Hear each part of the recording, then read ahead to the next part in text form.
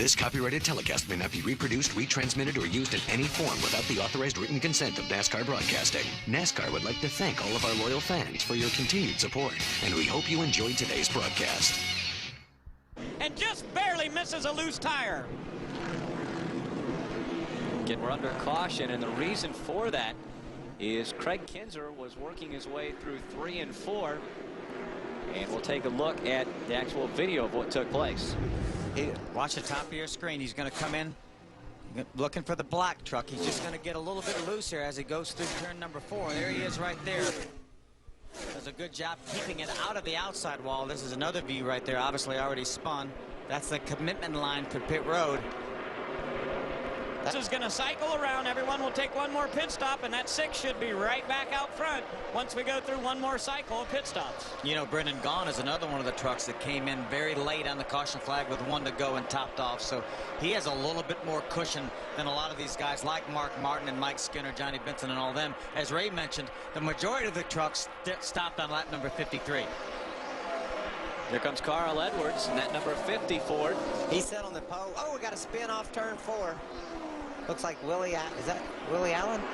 David Starr in the number 10 gets spun. He turns it around in turn 4 and brings out the 3rd caution of the night. So much for the fuel mileage thing. On into your stall. That's flat tires Barely too. bumped the nose at the last second. Barely bumped the nose against the wall. I don't know about the damage. He needs to go ahead and get tires filled. Those things will fly apart and tear his truck up. He'd have to run another 2 miles to try to catch up to the field. So they need to at least put right side tires on. Here comes a pace car coming off turn number 4, so he's going to have to do it quick. Oh, he's up under another truck. Looked like he was racing side by side.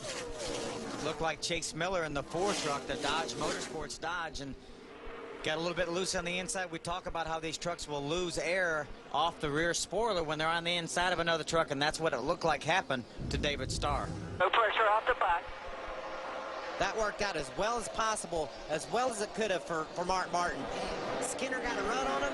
He chopped him off. That slowed Skinner's momentum and gave Hornaday a chance to get up beside him, giving Mark a break, giving Mark some room that he needed.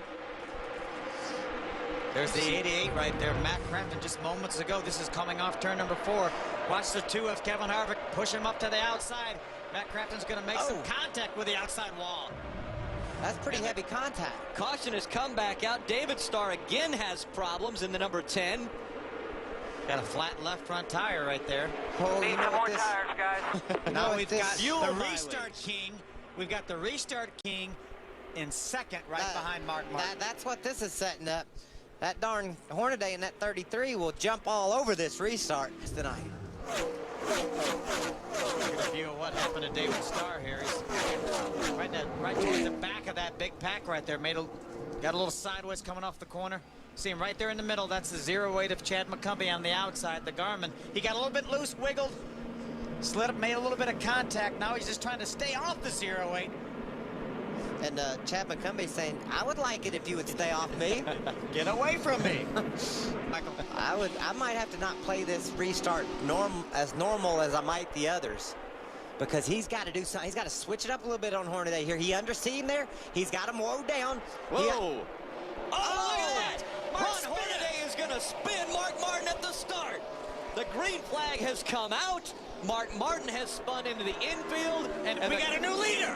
Mike Skinner took over the top spot, but the caution has come back out. Who was leading when the caution flew? I think Mike Skinner was leading when a caution flew. Get ready, boys. Got 4 tires.